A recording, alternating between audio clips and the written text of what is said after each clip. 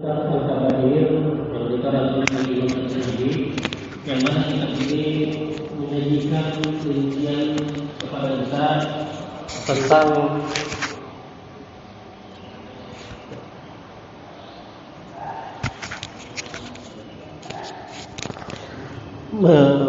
rincian kepada kita tentang dosa-dosa besar, yang mana dalam kitab ini disebutkan kurang lebih ada 70 dosa besar.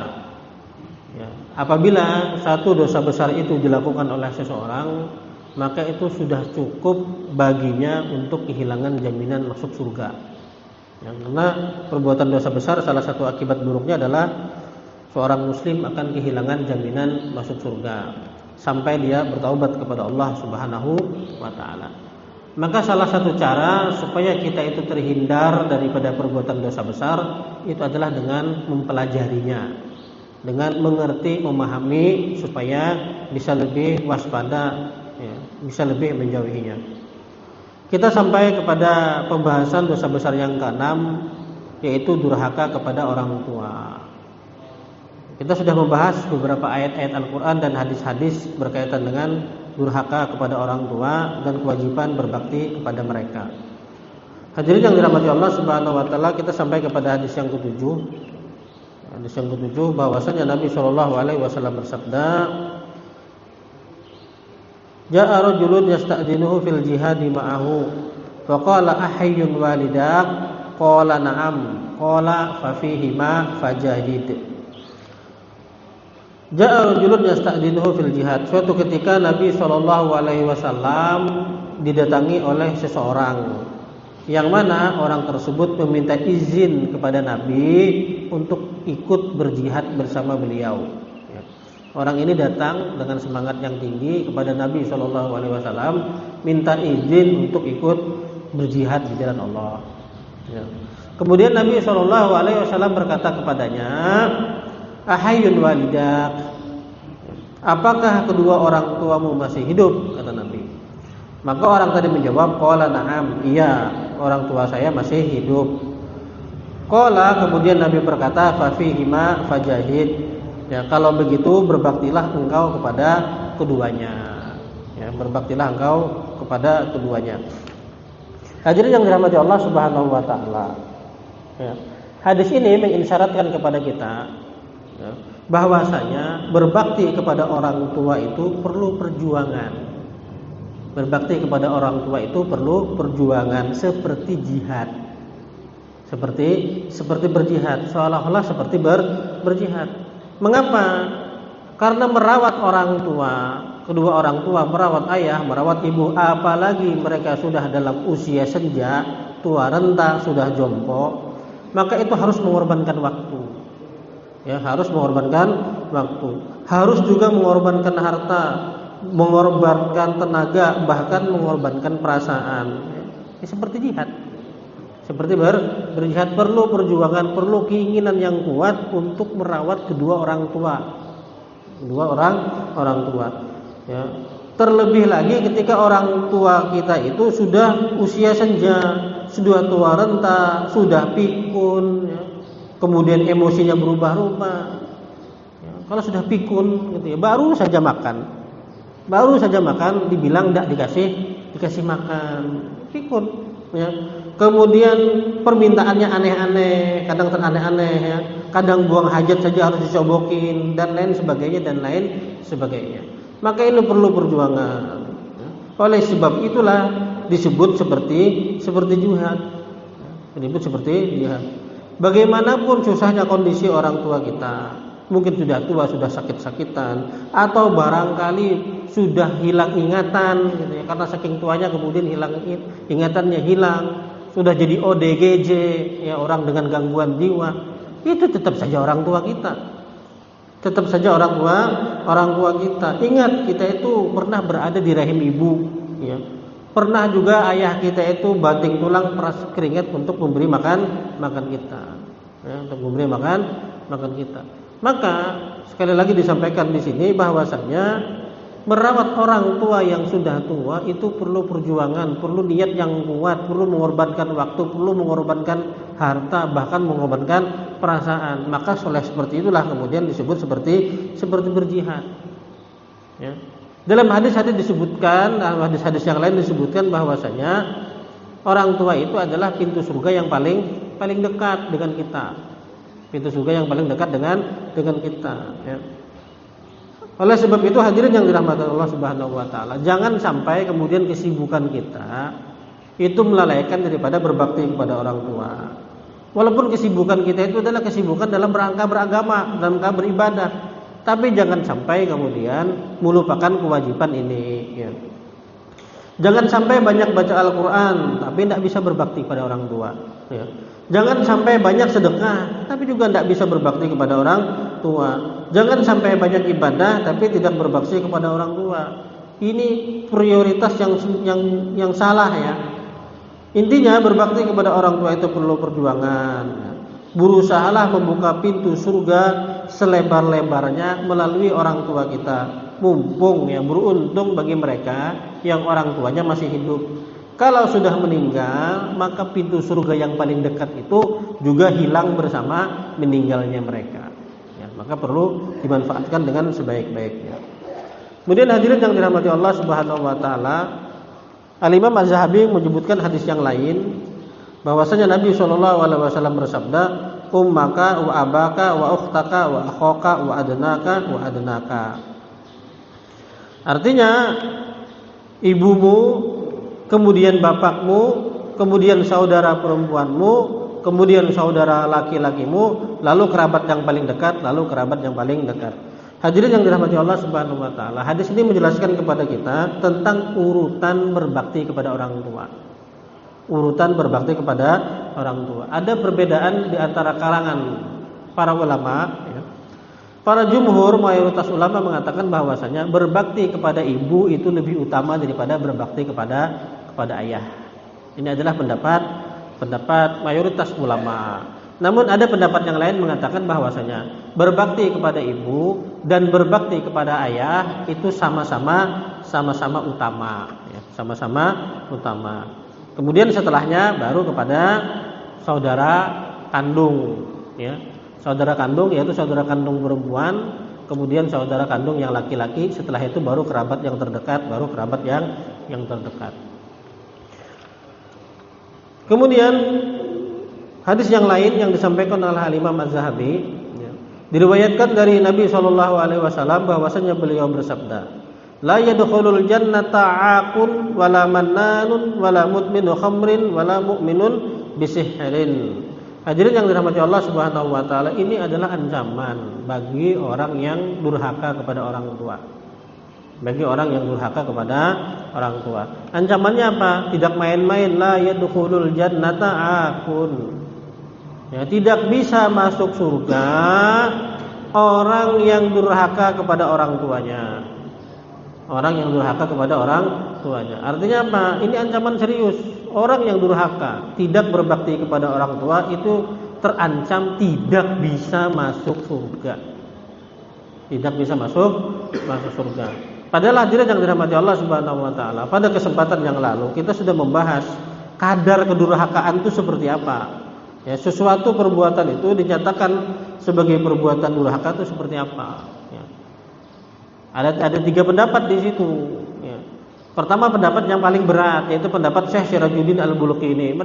Beliau mengatakan bahwasanya segala perbuatan dosa kecil yang dilakukan kepada orang lain itu akan menjadi dosa besar, akan menjadi bentuk kedurhakaan apabila dilakukan kepada orang tua.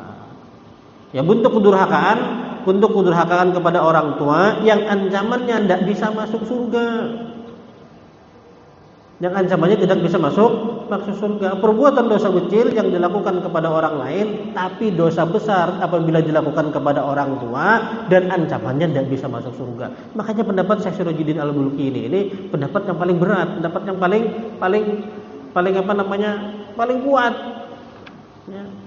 Pendapat yang paling berat untuk dilaksanakan. Dosa kecil kepada orang lain. Ya. Teman kita minta tolong, ya, teman kita minta tolong gitu. Mas, tolong belikan saya nasi Padang. Uangnya mana? Ya pakai uangmu lah. Kalau mau bantu ya sekalian saja gitu. Ya enggak, enak aja. Gitu kan sudah minta tolong, enggak mau bayar lagi. Sesama teman tidak ada masalah. Sesama teman tidak ada masalah, itu bukan dosa juga. Kita enggak mau nolongin orang kan tidak dosa. Seperti itu. Apalagi bukan hal-hal yang penting. Tetapi ketika itu dilakukan kepada orang tua, maka itu menjadi dosa besar. Dan ancamannya ini, nah tolong belikan nasi padang, gitu ya. Tidak mau. Itu dosa besar menurut Syekh Syarudin Al-Bulkini. Apa dalilnya? Firman Allah Subhanahu wa taala, wala taqul lahuma uff. Dan janganlah engkau berkata enggak mau, gitu ya. Ungkapan yang paling lembut untuk menunjukkan kejengkelan itu saja dilarang oleh Allah Subhanahu wa taala. Ya, dan ancamannya seperti itu. Maka pendapat beliau ini pendapat yang berat. Gitu ya. Kemudian datang syekh yang lain, ya, Syekh Zakaria Al-Ansari mengatakan bahwasanya ada rinciannya. Ada rinciannya. Tidak segala sesuatu perbuatan yang membuat orang tua kita itu menjadi marah kemudian serta-merta masuk dalam kategori perbuatan durhaka. Ya, perbuatan durhaka beliau memberikan pengecualian, memberikan batasan. Ya. Apabila yang dilakukan seseorang itu adalah sesuatu yang wajib dalam rangka melaksanakan yang wajib, ya. Kemudian orang tua, ayah atau ibu kita marah kepada kita karena kita menunaikan sesuatu yang wajib itu, maka itu bukan termasuk kedurhakaan. Bukan termasuk kedurhakaan. Misalnya gitu ya. Misalnya ada seorang anak ingin masuk Islam, orang tuanya masih kafir, masih belum Islam. Kemudian ketika anak ini masuk Islam, orang tuanya tidak terima. Orang tuanya tidak terima, bahkan tidak mau ngakui sebagai anak, bahkan mungkin mengusir anaknya dari rumahnya. Saking marahnya karena anaknya masuk Islam. Maka dalam kondisi yang seperti ini, si anak bukan melakukan kedurhakaan. Nah, si anak bukan melakukan kedurhakaan. Kenapa? Karena dia mengikuti sesuatu yang wajib, perintah Allah Subhanahu wa taala. Dalam kondisi seperti ini bukan termasuk dalam durhaka, ya. Maka sikap yang paling benar dalam permasalahan ini adalah sikap yang ditunjukkan oleh seorang salafus saleh. Ya, salafus saleh yang mana beliau itu menghindari segala bentuk gangguan atau kesalahan yang dapat menyakiti orang tuanya, baik kesalahan yang ringan ataupun kesalahan yang berat. Sampai-sampai diceritakan bahwasanya beliau itu tidak mau makan sepiring dengan ibunya. Ya, tidak mau makan satu nampan satu piring dengan ibunya. Takut, khawatir kalau ibunya itu melirik kepada satu hidangan, ngelirik lauknya, ngelirik apa gitu ya. Kemudian sama dia diambil. Ya, ibunya kepingin, kemudian sama dia diambil. Dia takut itu membuat ibunya membuat ibunya tersinggung atau membuat ibunya tersakiti, sampai-sampai tidak berani makan sepiring bersama, ya. Piring bersama, karena memang ancamannya luar biasa, ya. Apalagi yang lebih daripada itu, la yadkhulul jannata akun, tidak masuk surga orang yang durhaka. Wala mannanun, tidak bisa juga masuk surga orang yang mengadu domba. Orang yang mengadu domba, orang yang suka membuat orang lain itu saling berselisih, mengadu domba, ya, membawa isu, katanya isu informasi salah ucap dibawa, gitu ya, membawa ghibah, membawa fitnah, kemudian orang-orang terpicu emosinya karena dia, ya, ini tidak bisa masuk surga. Wala mudminu khamrin, kemudian orang yang pecandu arak, pecandu minuman keras, ya, kecanduan minuman keras, ini tidak bisa masuk surga ancamannya. Dan semua yang disebutkan ini adalah dosa besar, ya. Sampai kapan? Sampai dia berhenti kemudian bertaubat kepada Allah Subhanahu wa taala, taubat yang nasuha, ya. Wala mu'minu bisihrin, kemudian tidak juga bisa masuk surga orang yang percaya kepada sihir. Orang yang percaya kepada sihir. Contoh orang yang percaya kepada sihir itu minta jasa, minta tolong, minta jasa, gitu ya, minta jasa. Bah, iki duit 10.000 tolong digandakan jadi 10 miliar iso apa enggak? Percaya. Ya, percaya. Kata orang yang minta dipeletkan, minta disantetkan, ini termasuk orang yang percaya kepada sihir. Dia tidak melakukan, cuman percaya. Percaya. Seperti ini sudah ancamannya tidak bisa masuk surga. Kemudian hadis yang lain, qala Abdullah bin Umar radhiyallahu anhuma, jaa a'rabiyyun faqala ya Rasulullah mal kabairu. Diceritakan dari Abdullah bin Umar radhiyallahu anhuma. Abdullah bin Umar radhiyallahu anhuma menuturkan suatu ketika jaa a'rabiyyun, telah datang seorang Arab Badwi, ya, seorang Arab yang tinggal di perkampungan. Ya. Kemudian beliau bertanya, orang Arabi ini bertanya, Nabi SAW itu ketika ditanya itu selalu memperhatikan siapa yang menanya, yang menanya. Apabila beliau temui, beliau dapati bahwasanya orang yang bertanya itu adalah orang yang tingkat kepintarannya itu tinggi, maka akan beliau menyampaikan sesuatu yang lebih rumit, ya, sesuatu yang lebih rumit, karena dia mudah memahaminya. Namun apabila yang datang itu kemampuan berpikirnya sederhana, terbatas, maka beliau menyampaikan sesuatu itu secara ringkas, jelas. Artinya apa?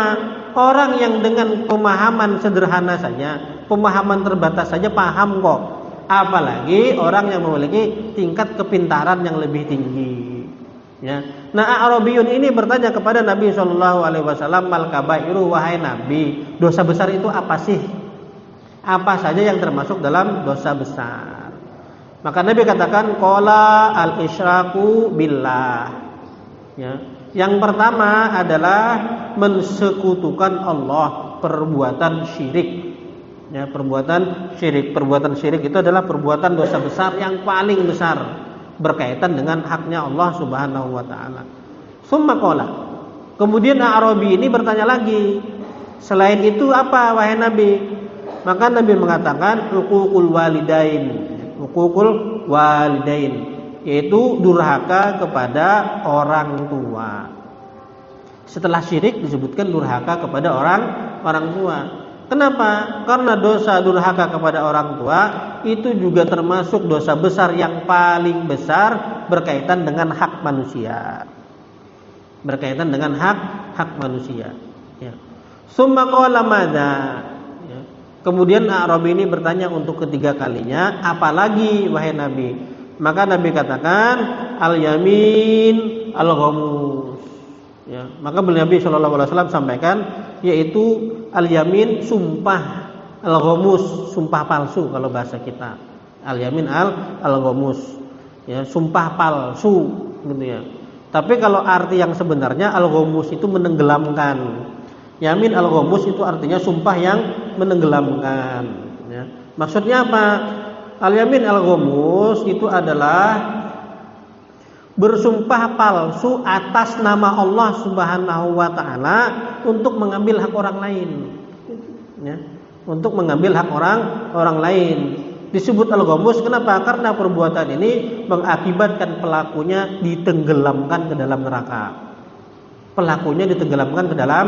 dalam neraka. Al-yamin al-ghamus, sumpah atas nama Allah Subhanahu wa taala, sumpah palsu untuk mengambil hak orang lain. Contohnya seperti ini. Ada seseorang nemu dompet. Dompet itu bukan milik dia. Ada seseorang nemu dompet nih. Dompet itu bukan milik dia. Kemudian di dalam dompet itu ada uang, mungkin 1 juta, 1,5 juta gitu ya. Wah, ini ada uangnya banyak ini gitu ya. Lalu datang orang lain yang juga bukan pemilik dompet itu. Gitu ya, Ngelihat sama-sama ngelihat dompet, cuman ini lihat duluan, diambil sama dia. Lihat ada duitnya, ditanya sama orang itu dompet siapa? Dompet kamu bukan? Gitu ya, maka dia bilang, "Oh, ini dompet saya." Benar, wallahi ini dompet saya. Dia katakan, "Demi Allah, ini milik saya." Gitu ya, bersumpah atas nama Allah Subhanahu wa taala untuk memiliki harta yang bukan miliknya. Wallahi, demi Allah, wallahi billahi.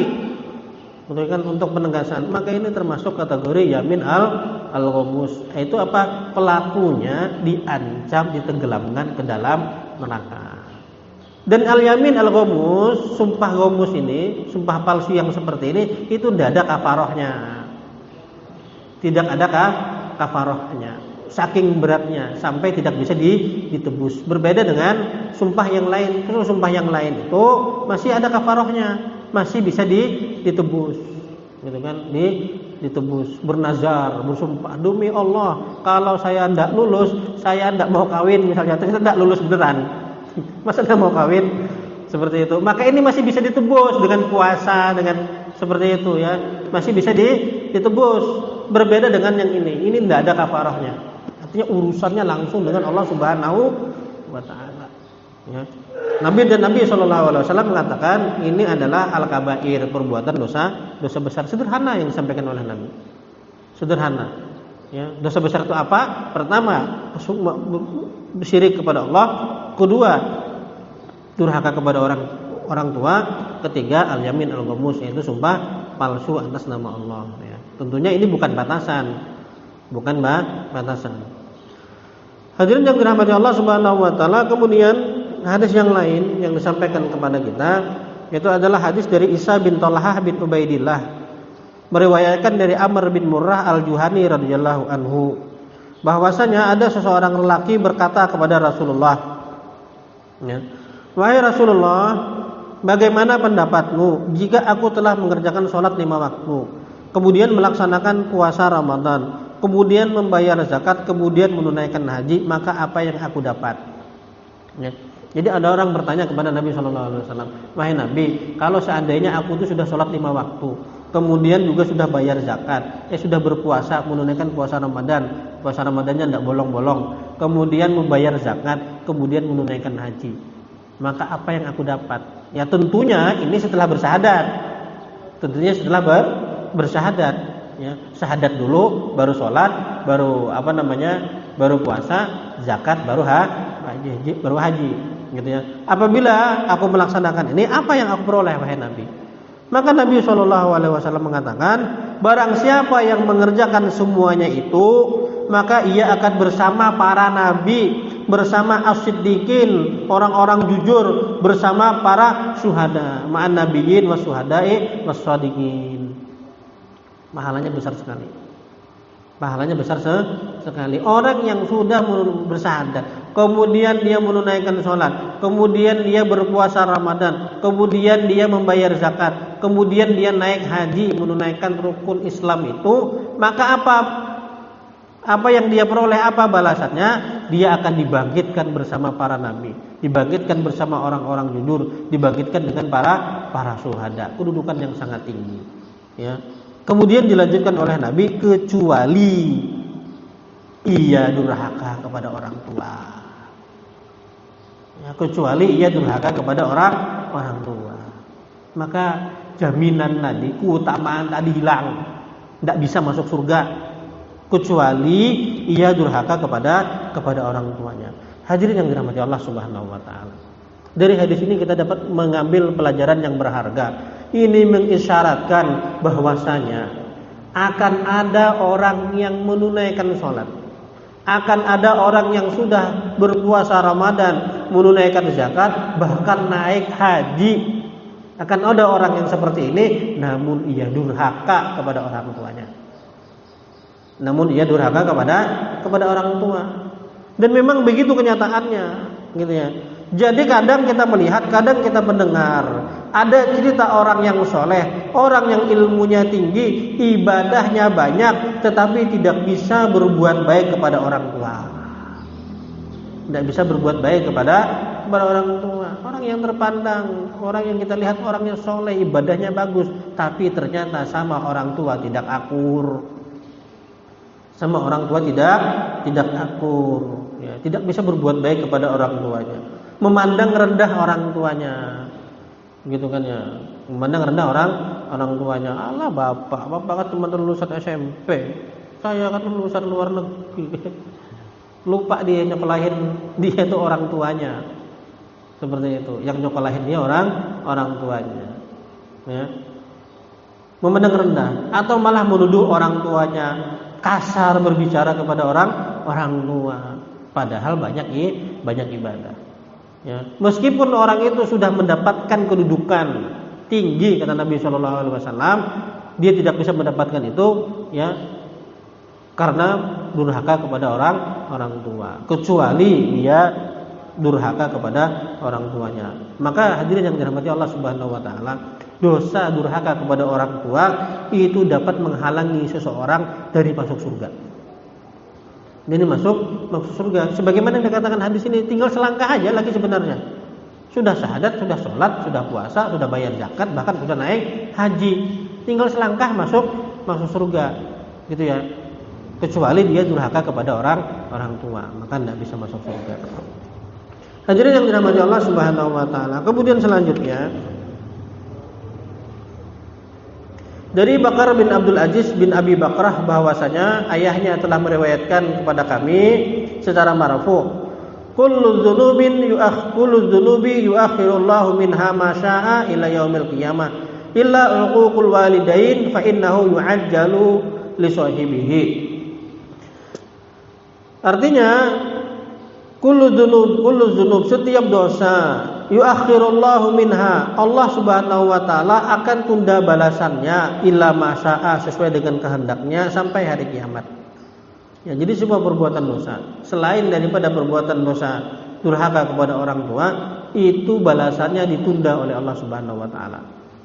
Balasannya ditunda oleh Subhanahu wa taala kecuali durhaka kepada orang tua. Fa innahu yu'ajjalu li sahibihi, karena sesungguhnya Allah akan menyegerakan balasan bagi pelakunya, ya, bagi pelakunya. Kemudian Nabi SAW bersabda, hadis yang lain, la yajzi waladun walidan illa ayyidahu mamlukan fayastariyahu fayu'tikahu. Hadis riwayat Muslim. Sesungguhnya seorang anak itu tidak bisa membalas jasa kedua orang tuanya kecuali jika ia menemukan kedua orang tuanya sebagai budak, kemudian ia membalinya lalu membebaskannya dari perbudakan. Hadirin yang dirahmati Allah Subhanahu wa taala, hadis yang ini menjelaskan kepada kita bahwasanya seorang anak itu tidak bisa membalas jasa orang tuanya. Tidak akan bisa membalas kebaikan kedua orang tuanya. Mengapa demikian, hadirin yang dirahmati Allah Subhanahu wa taala? Karena seorang ayah atau ibu ketika anaknya masih kecil, dia memandikan anaknya. Ketika anaknya BAB, buang air besar, buang air kecil, dibersihkan, dicobokin, memberinya makan, memberinya minum, ya, memberinya pakaian, melakukan hal-hal yang sulit-sulit ini, gitu ya, kecuali menginginkan kebaikan untuk anaknya. Dia kepingin anaknya itu terus hidup, anaknya itu terus tumbuh besar. Ya, anaknya itu kepingin menjadi orang pintar, orang baik. Ya, meskipun orang tuanya itu barangkali penjahat sekalipun, itu masih kepingin anaknya menjadi anak yang baik. Ya, anak yang baik, menginginkan sesuatu yang baik, bercapek-capek, berlelah-lelah, memelihara anak yang masih kecil, itu yang diinginkan adalah kebaikan untuk anaknya. Semoga anak saya menjadi anak yang baik, yang soleh, gitu, kayak punya rezekinya dilapangkan, dimudahkan oleh Allah Subhanahu wa taala. Harapannya harapan yang baik-baik ketika orang tua yang ngurusi anak. Ketika orang tua yang ngurusi anak. Namun berbeda kalanya kalau anak yang ngurusi orang tua. Ini akan berbeda kalau anak yang mengurus orang tua, apalagi orang tuanya itu sudah tua renta, sudah jompo, gitu ya, sudah usia senja. Ya, maka ketika anak yang mengurus orang tuanya yang sudah tua itu, ketika harus nyebokin, ya, kadang pipis di tempat tidur, kemudian kadang BAB di tempat tidur, ketika harus memberi makan, ketika harus merawatnya, maka muncul perasaan, sampai kapan saya harus begini? Sampai kapan saya harus merawat orang tua saya bersusah-susah seperti ini? Nggak dirawat masuk neraka. Ya, ancamannya tidak bisa masuk surga. Sampai kapan ini saya seperti ini? Seolah-olah kepingin orang tuanya biar lekas meninggal. Seolah-olah kepingin biar orang tuanya lekas meninggal. Nek lekas meninggal berarti selesai tugas saya masuk surga, gitu ya kepinginnya. Ya. Maka berbeda ketika orang tua yang mengurus anak menginginkan anak itu tumbuh terus hidup, gitu ya. Tapi ketika anak yang ngurus orang tua malah kebalikan. Malah sebaliknya. Oleh sebab itulah kata Nabi SAW, karena adanya perasaan yang seperti ini, maka seorang anak itu tidak akan pernah bisa membayar jasa orang tuanya. Diceritakan ada seseorang dari negeri Yaman. Ya, dia itu menggendong ibunya untuk naik haji. Menggendong ibunya untuk naik haji dari negeri Yaman, kemudian ibunya itu digendong untuk naik haji, tawaf, sa'i semuanya sampai ibadah haji itu ditunaikan, digendong. Suatu perjuangan yang sangat besar. Maka ketika sampai berita ini kepada Nabi SAW, kemudian ditanyakan kepada beliau, apakah orang ini sudah menunaikan jasanya, perbuatan baik orang tuanya, perbuatan baik ibunya? Maka dikatakan oleh Nabi, la walau tolkah. Tidak, belum bisa itu membalas jasa orang tuanya, walau tolkah, meskipun hanya rasa sakit, sedikit rasa sakit, sekali rasa sakit yang dirasakan oleh ibunya ketika melahirkannya. Ya. Jadi itu perjuangan yang besar itu, menggendong orang tua itu, kata Nabi SAW, itu tidak bisa mengganti, membalas, mengimbangi jasa seorang ibu yang sakit ketika melahirkan dia. Ya, ketika sakit, ketika melahirkan dia. Ya, begitu luar biasa. Namun hadirin yang dirahmati Allah Subhanahu wa taala, ada enggak sih sebenarnya kondisi seorang itu dapat membalas jasa orang tuanya? Ya ada, kata Nabi sallallahu alaihi wasallam, ada. Satu kondisi. Ya, satu kondisi, yaitu kondisi ayajidahu mamlukan fayastariyahu fayu'tikahu. Satu kondisi ketika dia mendapati orang tuanya, mendapati ayah, mendapati ibunya atau mendapati keduanya dalam kondisi menjadi budak. Dalam kondisi menjadi budak. Kemudian dia beli, kemudian dia bebaskan dari perbudakan. Maka kata Nabi SAW, kondisi yang seperti ini itu bisa dianggap si anak telah menunaikan jasanya kepada orang tuanya. Tapi zaman sekarang tuh hampir tidak mungkin seperti itu, sulit. Kalaupun ada, hampir tidak mungkin, karena di dunia ini sudah tidak ada perbudakan. Ya, sudah tidak ada lagi perbudakan. Ya. Kemudian kenapa hadirin yang dirahmati Allah? Apabila seorang anak itu mendapati orang tuanya menjadi budak, kemudian dia bebaskan, kemudian dia dianggap sudah menunaikan jasa kepada orang tuanya, karena seorang budak itu wujuduhu ka'adamihi, seorang budak itu keberadaan dia itu seolah-olah dia tidak ada. Ya, seorang budak itu dia ada tapi seolah-olah tidak ada, seolah-olah dia bukan manusia lagi. Ya, budak itu bisa disuruh kerja tanpa dibayar, kemudian bisa diperjualbelikan seperti barang. Ya, jadi seolah-olah orang yang menjadi budak itu sudah tidak ada lagi.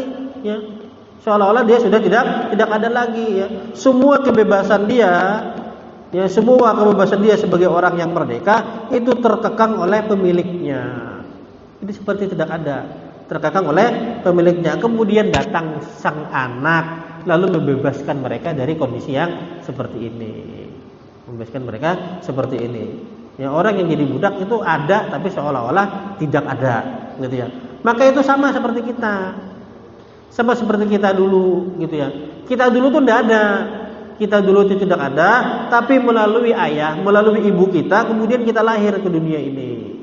Ya, kemudian kita lahir ke dunia. Dari tidak ada menjadi ada. Nah, perbudakan itu seperti itu. Jadi orang itu semula ada jadi budak, maka seperti tidak ada. Lalu datang anaknya membuat ada kembali. Maka dalam kondisi ini saja, hanya dalam kondisi ini saja, ya, maka sang anak itu dianggap baru bisa membayar kebaikan orang tuanya. Kemudian hadirin yang dirahmati Allah, terakhir Al-Imam Az-Zahabi menyebutkan perkataan-perkataan para salafus soleh berkaitan dengan berbakti kepada orang tua dan ancaman bagi orang yang durhaka. Dari Wahab bin Munabbih, beliau mengatakan, sesungguhnya Allah Subhanahu wa taala berfirman, wahai Musa, hormatilah kedua orang tuamu, karena sesungguhnya barang siapa yang menghormati kedua orang tuanya, maka Allah akan memanjangkan umurnya dan Allah akan memberikan kepadanya seorang anak yang juga berbakti kepadanya. Dan barang siapa yang durhaka kepada orang tuanya, maka Allah Subhanahu wa taala akan memendekkan umurnya dan akan memberikan kepadanya seorang anak yang juga mendurhakainya. Ya, ini ancamannya. kalau berbakti Allah akan panjangkan umurnya dan Allah akan berikan kepadanya rezeki anak yang soleh. Namun apabila dia tidak berbakti kepada orang tuanya, maka Allah akan pendekkan umurnya dan Allah akan berikan kepadanya anak yang juga durhaka kepadanya. Kemudian yang lain mengatakan, Ka'ab mengatakan, demi zat Allah yang jiwaku berada di tangannya, sesungguhnya Allah akan mempercepat kematian seorang hamba apabila ia mendurhakai kedua orang tuanya, agar ia segera menerima azabnya. Ya. Ngeri ini ya, ancamannya. Jadi kalau seorang itu durhaka pada orang tuanya, maka Allah akan segerakan matinya supaya segera mendapat azab. Kemudian sesungguhnya Allah akan memanjangkan umur seorang hamba apabila ia berbuat baik kepada orang tuanya. Namun apabila seseorang itu berbakti kepada orang tua, ihsan kepada orang tuanya, maka Allah akan panjangkan umurnya. Supaya apa? Supaya bakti dan kebaikannya kepada orang tua itu terus bertambah. Terus bertambah. Jadi ini ancaman, dan ini juga keutamaan bagi orang yang berbakti kepada orang tua. Ancaman buat yang durhaka, kemudian keutamaan buat orang yang berbakti. Mungkin demikian hadirin yang dirahmati Allah Subhanahu wa taala. Semoga Allah Subhanahu wa taala memberikan kebaikan kepada kita. Beruntung bagi orang yang yang masih orang tuanya masih hidup. Ya. Tapi kalau orang tuanya sudah meninggal, setidaknya ajarkan berbakti kepada orang tua kepada anak. Ajarkan berbakti kepada orang tua kepada anak. Ajarkan kepada mereka bahwasanya surga itu berada di bawah atau di sisi orang tuanya, di sisi ibunya. Ya. Mungkin demikian. Billahi taufiq wal hidayah. Kita akhiri dengan kafaratul majlis. Assalamualaikum warahmatullahi wabarakatuh.